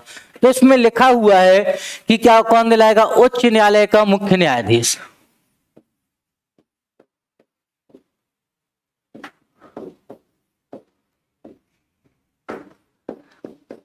का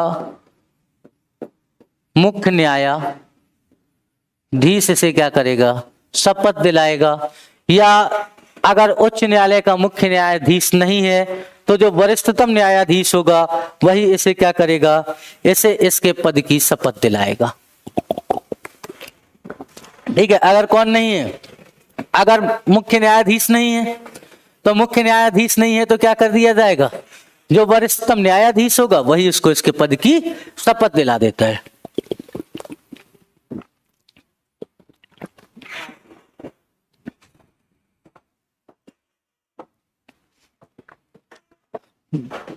बस इतनी बातें याद रखनी है। अब चलो नेक्स्ट आते हैं और अगले पेज पर चलते हुए बात करते हैं।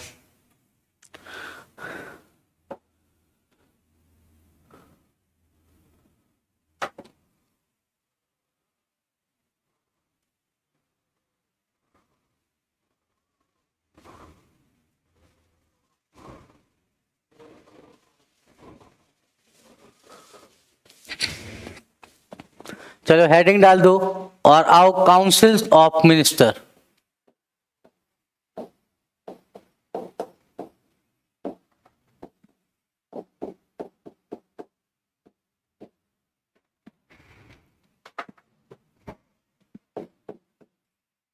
काउंसिल ऑफ मिनिस्टर्स एंड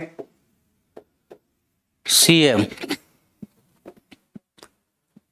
मुख्यमंत्री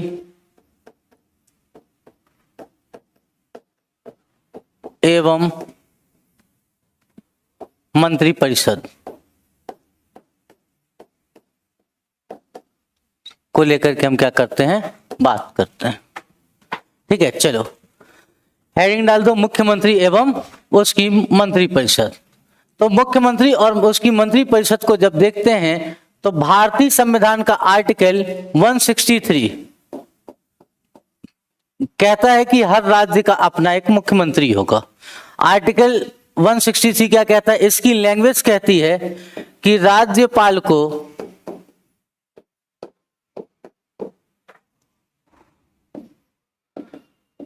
सहायता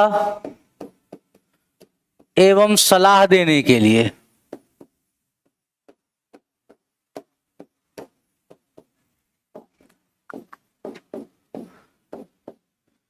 एक मंत्री परिषद होगी,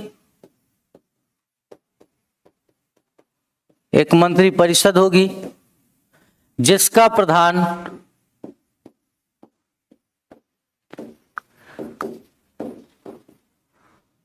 मुख्यमंत्री होगा।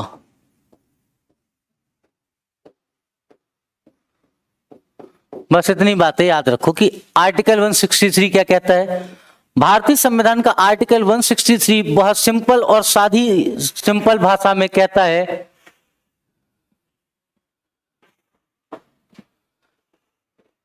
अच्छा रोहिणी जी, गुरु जी मैंने आज ही कोर्स परचेस किया है, कृपया मुझे मार्गदर्शन करें कि किस तरह से पुरानी वीडियो को कवर करूं।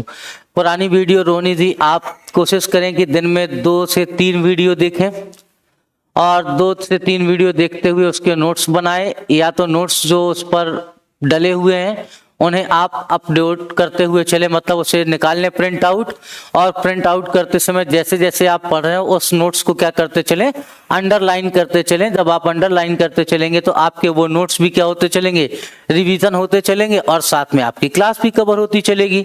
तो वो नोट्स ऐसे हो जाएंगे जैसे आपने खुद अपने हाथों से बनाए हुए हैं। तो इस बात को याद रखिएगा, ठीक है रोहिणी जी। इतनी बात याद रख करके चलिएगा कि जब भी आप किसी क्लास के साथ चलें तो जो पीडीएफ मैंने डाली हुई है ऐप के लिंक में, वो पीडीएफ आप डाउनलोड कर लें और उसकी एक हार्ड कॉपी निकाल लें।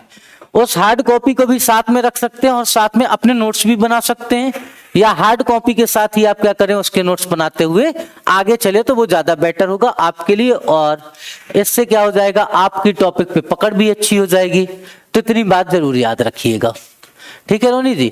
और कोई भी समस्या हो तो मैंने बहुत सारे वीडियो में आप सभी को जो है नंबर दिया हुआ है, किसी भी प्रकार की कहीं पर भी समस्या आती है, जैसे 1-2 जगह उसमें कुछ आंकड़े गलत थे, जैसे मैंने बाद की क्लासेस में जो सुधरवाए भी थे, तो अगर कहीं पर ऐसा आपको लगता है तो आप मुझे व्हाट्सएप कर सकते हैं, टेलीग्राम कर सकते हैं, कहीं पे भी बात कर सकते हैं, तो मैं उसे जो है बात करके आगे कर दूंगा, ठीक है सही। चलिए आ जाइए इंडियन कॉन्स्टिट्यूशन के अगली बात करते हैं आर्टिकल 164 की। तो भारतीय संविधान का आर्टिकल जो 164 है, आर्टिकल 164 आपको किस विषय में कहता है, तो भारतीय संविधान का आर्टिकल 164 बात करता है कि आप क्या कर सकते हैं, यहां पर हर राज्य का अपना एक मुख्यमंत्री होगा, ठीक है। रोहिणी जी मुझे थोड़ा सा याद नहीं है टेलीग्राम चैनल, लेकिन शायद उसमें आप देखेंगे तो ये आप सर्च करिएगा वासुदेव द्विवेदी सर एमपीपीएससी, ठीक है, वासुदेव द्विवेदी सर एमपीपीएससी नाम से ही टेलीग्राम चैनल है, आपको मिल जाएगा वासुदेव द्विवेदी सर एमपीपीएससी, उसको आप क्या करिएगा, ज्वाइन कर लीजिएगा। तो चलिए आर्टिकल 164 आपको क्या दिखाई देता है, यहां पर आर्टिकल 164 कहता है भारतीय संविधान का कि मुख्यमंत्री की नियुक्ति कौन करेगा, तो मुख्यमंत्री की नियुक्ति के विषय में कहता है कि मुख्यमंत्री की नियुक्ति राज्यपाल द्वारा की जाएगी। मुख्यमंत्री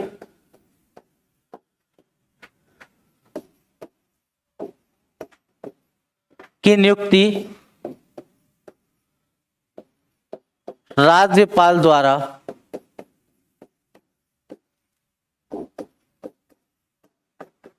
की जाएगी। किसके द्वारा की जाती है, हाँ @ वासु सर एमपी जी के लिख लीजिएगा रोहिणी जी, इस तरीके से @ क्या है, वासु सर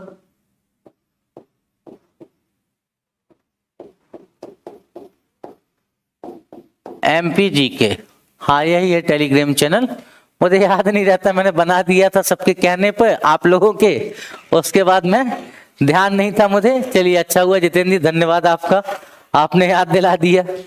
मेरी बातें आप लोगों को याद रहती है, यही बहुत अच्छी बात है। तो देखो, भारतीय संविधान का आर्टिकल 164 कहता है कि मुख्यमंत्री की नियुक्ति राज्यपाल द्वारा की जाएगी।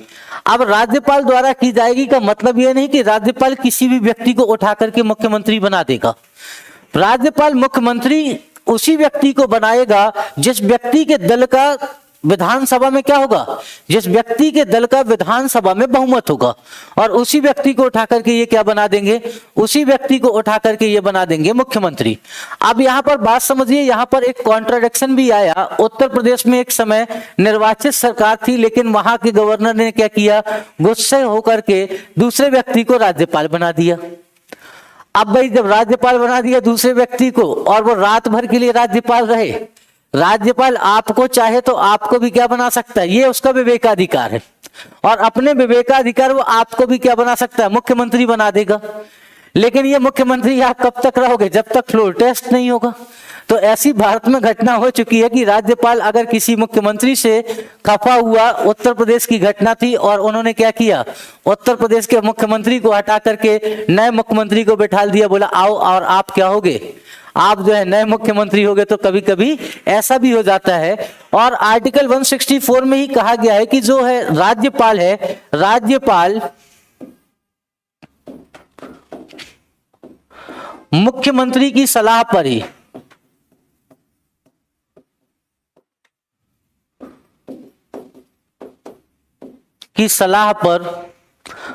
अन्य मंत्रियों की नियुक्ति करेगा।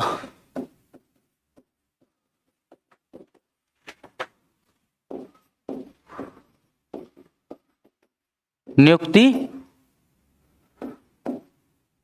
करेगा। इस बात को याद रखिएगा कि राज्यपाल किसी भी व्यक्ति को क्या नहीं बना सकता है, अपने मन से जो है नहीं बना सकता है। मंत्री किसकी सहायता से करेगा, तो ये जो है काम करेगा मुख्यमंत्री की सलाह पर। इतनी बातें यहां पर दी हुई है। अब देखिए अगला आते हैं, और अगला इंडियन कॉन्स्टिट्यूशन का सबसे इंपॉर्टेंट आर्टिकल आता है, और इस आर्टिकल का नाम है आर्टिकल 165। भारतीय संविधान का अनुच्छेद 165 आपके बारे में बात करता है एडवोकेट जनरल के बारे में। आप लोगों ने इनका नाम सुना होगा, एडवोकेट जनरल, ठीक है, या राज्य का महाधिवक्ता आपने नाम सुना होगा। एडवोकेट जनरल राज्य का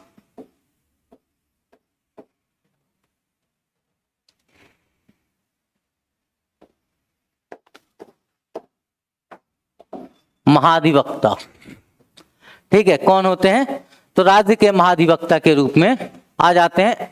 अटॉर्नी जनरल की बात नहीं है यहां पर। अटॉर्नी जनरल आपको कहां पर दिखाई देगा, अटॉर्नी जनरल ऑफ इंडिया है वो, और वो आपको दिखाई देता है केंद्र सरकार में। लेकिन जो आप एडवोकेट जनरल की बात करते हैं, ये राज्य का महाधिवक्ता होता है। और राज्य का महाधिवक्ता जैसे आप अटॉर्नी जनरल ऑफ इंडिया को देखते हैं, ठीक इसी प्रकार से यह आपको कहां पर देखने को मिलेगा, राज्य में। ये देखो लेजिस्लेटिव का पार्ट नहीं होता, मतलब ये विधानसभा का सदस्य तो नहीं होता,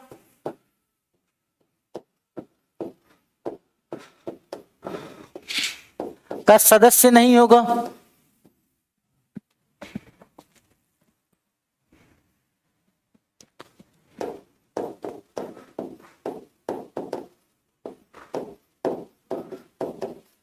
नहीं होता, पर फिर भी क्या करेगा, तब भी ये जो लेजिस्लेटिव असेंबली है, मतलब विधानसभा की बैठक में भाग लेगा।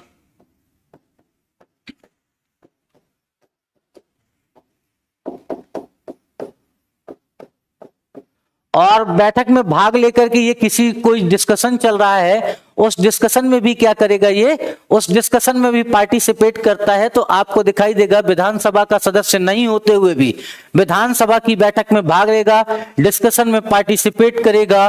और इसका नियुक्ति कौन करता है, तो आर्टिकल 165 कहता है कि इसकी जो नियुक्ति होगी, इसका जो अपॉइंटमेंट होगा,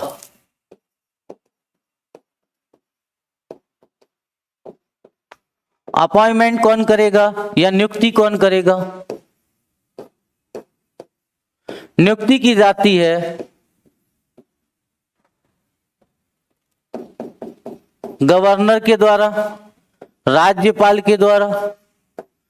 राज्यपाल क्या करेगा, इसकी नियुक्ति करेगा। लेकिन क्या किसी भी व्यक्ति की कर देगा, नहीं, मुख्यमंत्री की सलाह पर इसकी नियुक्ति करेगा। और ये स्टेट गवर्नमेंट का फर्स्ट लॉ ऑफिसर होता है।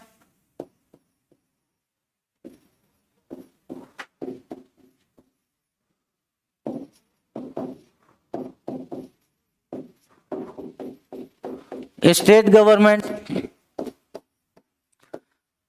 राज्य सरकार का प्रथम विधि अधिकारी है,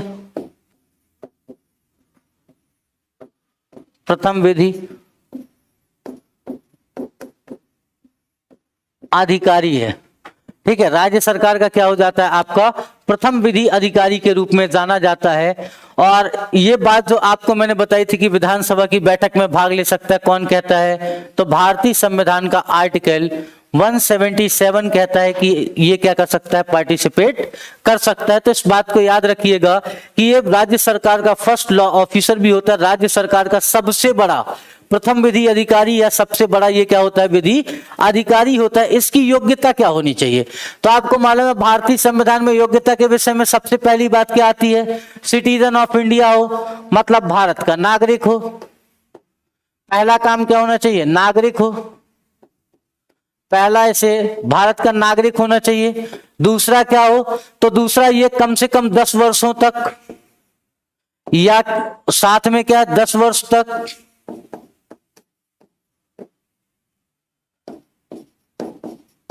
न्यायाधीश रहा हो। कहां पर रहा हो न्यायाधीश, तो जिला न्यायालय में भी न्यायाधीश रह सकता है। तो इसने 10 वर्षों तक न्यायाधीश के रूप में कार्य किया हो, या साथ में 10 वर्ष तक हाई कोर्ट में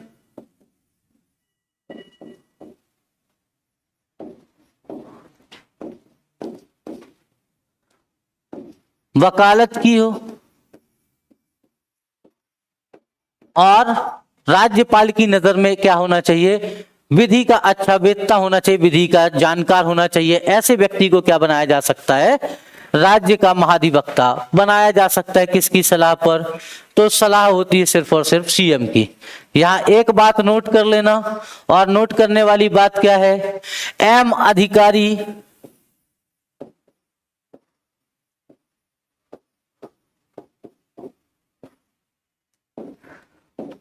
पहले एडवोकेट जनरल थे। मध्य प्रदेश के पहले एडवोकेट जनरल के रूप में आपको कौन दिखाई देता है, तो मध्य प्रदेश के पहले एडवोकेट जनरल के रूप में यही आपको देखने को मिल जाएंगे। अब कल जो है इसके आगे की बात करेंगे और स्टेट लेजिस्लेटिव को देखेंगे कि राज्य की विधानसभा क्या होती है, उसका गठन कैसे होता है, विधान परिषद क्या होती है, उसका गठन कैसे होता है, कितनी संख्या होगी, और साथ में वहीं से एंट्री कर जाएंगे लोकल एंड सेल्फ गवर्नेंस, मतलब हम बात करेंगे ग्रामीण प्रशासन की और राज्य प्रशासन की। एमपी पुलिस का मटेरियल अलग से स्टडी नहीं करना पड़ेगा, सब यही मिल गया। कॉन्स्टिट्यूशन का जो पार्ट एमपी पीवीएम पूछता है। धन्यवाद सर, धन्यवाद आपका। अभी बहुत कुछ मिल जाएगा, अभी तो मेरी क्लास बची हुई है ना, और जो क्लास बची हुई है मैं कह देता हूं आप लोगों से कई बार कि बस मैं जल्दी से जल्दी क्या कर दूंगा कि खत्म कर दूंगा और जो है बैच कंप्लीट। आप लोग पूछते रहते हो, मेरा मन कंप्लीट करने का नहीं होता। मुझे लगता है कि मैं कितना इतना पढ़ा दूं आप लोगों का कि एग्जाम में मैं ही पढ़ा दूं, उसी से आ जाए सब, चाहे इंडियन ज्योग्राफी हो, चाहे पॉलिटी हो, चाहे हिस्ट्री हो, कुछ भी हो, सब पढ़ा दूं मैं ही। मन थोड़ी करता आप लोगों से दूर जाने का, वो तो समय की सीमा होती है, नहीं तो मेरा मन कभी नहीं होता कि जो है मैं क्लास को ऑफ करूं। चलिए धन्यवाद, गुड नाइट, शुभ रात्रि, शब्बा खैर। कल फिर मिलेंगे और कल फिर कुछ जो नया देखेंगे कि मतलब है विधानसभाओं के बारे, विधानसभा की बात करेंगे। विधानसभा विधान परिषद कहां पर है, ठीक है। चलो चलिए धन्यवाद आप सभी का, शुभ रात्रि। कल मिलते हैं और कल आगे इसके बात करेंगे। Okay, thank you.